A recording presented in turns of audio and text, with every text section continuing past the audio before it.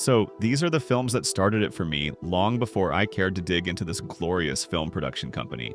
I owned these movies as a kid in the 90s, and I watched these non-stop, especially during a summer where I remember being obsessed with Beetleborgs.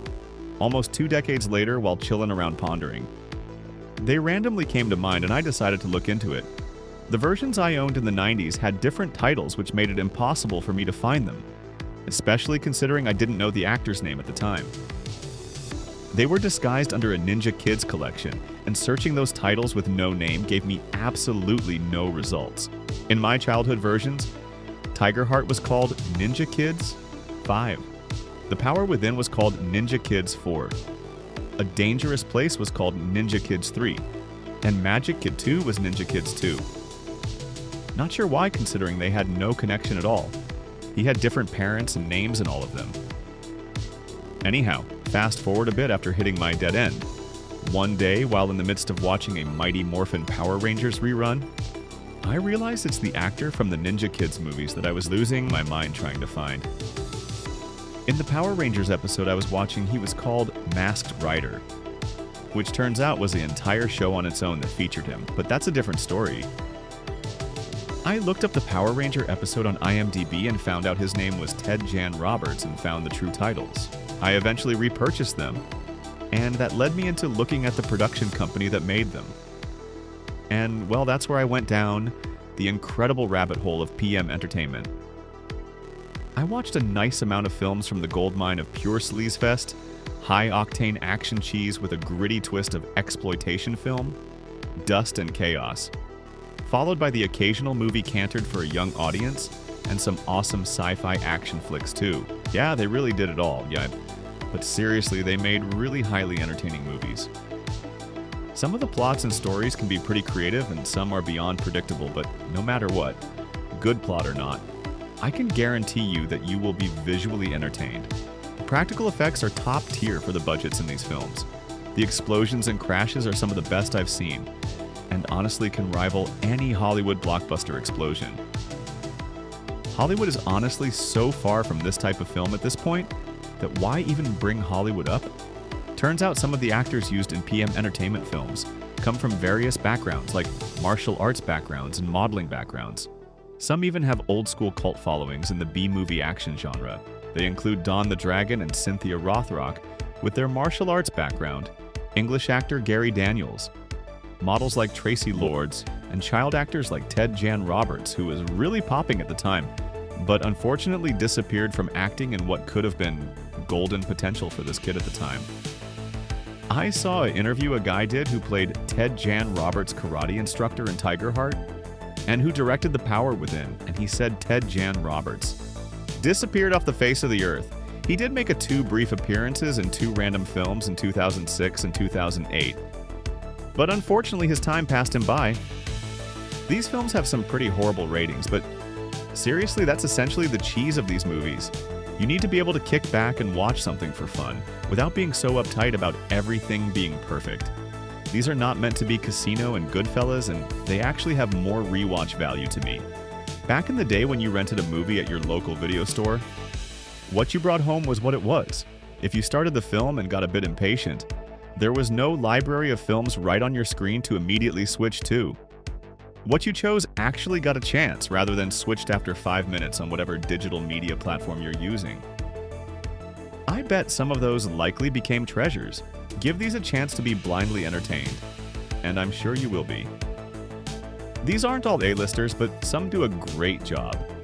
On top of booming explosions, you'll get super long creative foot and vehicle chases, crazy high-velocity shootouts, and lots of awesome fights and spinning kicks that will even make Van Damme dizzy. Their exploitation-style films are good too, and capture the grit and era very well, being that I really appreciate as well as love creating art. I love seeing visual simplicities like boxy cars, architecture, urban decay, and cityscapes, especially from the 80s and 90s, a time that feels more distant than it should. It's kind of expected with the way technology has shaped things. I find PM films and uses their surroundings very well, where it really lets you absorb the surroundings. As far as their catalog, it's about 150 films, which is too many to go over in depth entirely in one video. But I'll list them all after I go over a brief history of PM Entertainment and my top 5 PM Entertainment Group films. PM Entertainment Group lasted from 1989 to 2000. Richard Rick Pepin and Joseph Merhi are the founders of PM Entertainment. The name PM Entertainment stems from their surnames Pepin and Merhi. The first film produced by PM Entertainment was LA Heat, directed by Merhi and starring Lawrence Hilton Jacobs and Jim Brown. The film was quickly followed by 2 sequels, LA Vice 1989 and Chance 1990, with Lawrence Hilton Jacobs reprising his role as John Chance. They started bringing together a company of actors and directors to work over multiple projects, including Wings Hauser, who directed and acted in 3 films for the company in the early 90s, and Jeff Conaway, who starred in 3 films and directed Bikini Summer 2. Although the company focused primarily on the action market and exploitation films, they attempted to diversify into children's films as well. Stuff like Magic Kid and Bigfoot, The Unforgettable Encounter. They had a few dramas too, like Cell Block Sisters, Banished Behind Bars, but those didn't do as well as the success within the kickboxing and martial arts genre. As mentioned before, the championed Cynthia Rothrock and Don the Dragon, Wilson were in multiple film projects and they already had their following. In 1996, PM Entertainment moved into television production and put out their first TV series, LA Heat, which is largely unrelated to their LA Heat film. The series aired on TNT for 2 seasons, beginning on March 15, 1999. The series was a success, and with the success of LA Heat, PM developed a second TV series, Hollywood Safari, which acted as a continuation of their 1997 film of the same name, with Ted Jan Roberts reprising his role as Josh Johnson, and was joined by Sam J. Jones playing his father, Troy. The show ran for 1 season before its cancellation. In 1997, PM Entertainment decided that they wanted to double its own facilities on Sun Valley in order to move to a nearly 15-acre site. The late 90s were the beginning of the end. PM's business model changed big time in the late 90s to accommodate their distributors' requirement that films hire bankable known names for projects, and they began making films such as Inferno with Jean-Claude Van Damme, which greatly affected their profit margin. They already had their own Von Damme. Joseph Merhi and Richard Pepin sold the company to the Harvey Entertainment Company in early 2000 for $6.5 million in cash and a further $1.45 million in stock. George Chamy still remained as head of the company under the new owners, but Chamy departed the company in late 2000 due to financial restructuring of the new Harvey Entertainment Company. The company eventually sold PM Entertainment and its library of over 150 films and its 2 TV series to Echo Bridge Entertainment. So now for my top 5 PM Entertainment movies. Let's get started. At number 5, we have Recoil featuring Gary Daniels. Not Recoil with Stone Cold Steve Austin. During a botched bank robbery, the son of crime boss Sloan gets taken out by Detective Ray Morgan and his squad. Sloan hires some really crazy hitmen to take out the whole police department. And that's where the carnage begins. The film starts off with straight action following the aftermath of the bank robbery. A crazy 3-minute chase with cars going straight through a warehouse at 50 miles per hour in a 2.5-mile-long building, which is nuts. The middle of the film is pretty mid, but it's 100% worth going through. You'll be rewarded with the last 30 minutes or so, involving the spectacular sequences of the familiar destruction of car chases and booming explosions with some amazing stunt work. At number 4, we have Firepower. So the title is a bit off-putting, considering it's more involved around fighting, and more of a martial arts movie than a shooting movie.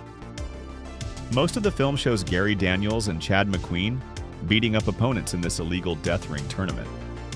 The movie takes place in a dystopian future where there's this fake vaccine for AIDS that is actually deadly. The vaccine is being produced in Los Angeles, which is known as the Zone of Personal Freedom, aka the Hell Zone, a place where law enforcement is dismantled for the time being. Police officers Darren and Nick are determined to find out who's behind this, and go undercover into the Hell Zone posing as tournament fighters. The Hell Zone has a very gritty, convincing look, is decorated with an abundance of filth on the street, and characters that look more filthy than the atmosphere they're in. Gary Daniels is a blood-hungry cop with somewhat of an ego. The martial arts sequences are awesome and involve crazy fighters fighting each other by using weapons that are randomly assigned to them during the matches by a computer that looks like it's choosing a character for a video game. Oh, and how did I almost forget to mention this? It also features Jim Hellwig, which most of you know as the Ultimate Warrior, although in this film he's known as the Swordsman. Number 3. Rage. A radical militia group chooses a mild-mannered California elementary school teacher as the prime specimen to clone for its army. Gary Daniels is abducted by a group of rogue scientists and turned into an elite killing machine. Not too happy with his forced faith, he uses his newly acquired superpowers to escape. He is in total beyond overdrive mode and never stops for even a minute. It's essentially like watching a movie like Crank or Crank 2 High Voltage. There is amazing set pieces in this film one after the other, and a really long, amazing car chase. There's also scenes like Gary Daniels hanging from a skyscraper while being shot at by a helicopter, with stunt work that deserves more praise because I consider it some of the best of that era. Number 2. The Power Within. Stan Dreyer, played by Ted Jan Roberts, is a shy teen who has some issues, some with the football team annoying him at school, some with his fairly poor grades, and then there's the issue where he lacks the self-confidence to ask a girl he likes to the prom. One day, that all changes. He finds himself in a situation where he ends up saving an old man from a group of attackers and is given a ring. This ring is no ordinary ring. It's the Ring of Power with possession of incredible strength and martial arts skills behind it. All the issues Stan had start to change. It also turns out that the Ring of Power is actually the second of 2 Rings of Power, the other belonging to Raymond Vaughn, William Zabka of The Karate Kid, an art thief and master criminal who now wants both rings for himself. I really like the whole mystical aspect of this movie and enjoyed the filming locations used. Maybe I just have a nostalgic attachment to it, being that I owned it in the 90s, which is safe to say for my number 1 pick, Tiger Heart. So yeah, Tiger Heart is number 1 out of pure nostalgia for real. I watched this movie non-stop as a kid. I remember watching this movie 4 times a day during summer while beating up my NWO Hulk Hogan body basher from 1998 along to sequences in this movie. If you're coming into PM Entertainment as a new fan, Tiger Heart will likely not even make your top 10 list. For me, it will never get old. The plot is pretty simple. A young martial arts expert named Eric Chase, played by TJ Roberts, takes on a bunch of criminals, headed by a greedy real estate developer who is forcing a community to sell out their property so he can build a mall. It becomes personal when Eric starts dating a girl whose uncle is being forced out of his store and eventually attacked. That's where the cheese of this movie starts, and his Tiger Heart kicks in. I can't say much more other than it's a really fun martial arts movie with the typical good guy beats up multiple bad guys scheme going for it. I could still rewatch it over and over despite the simple plot. Now I will end this video off with a slideshow of the PM Entertainment movie covers in case anything looks interesting to you, but not before saying thank you for watching.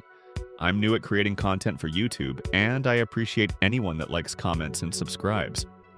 Anyhow, I'll see you in time on the Tube Capsule.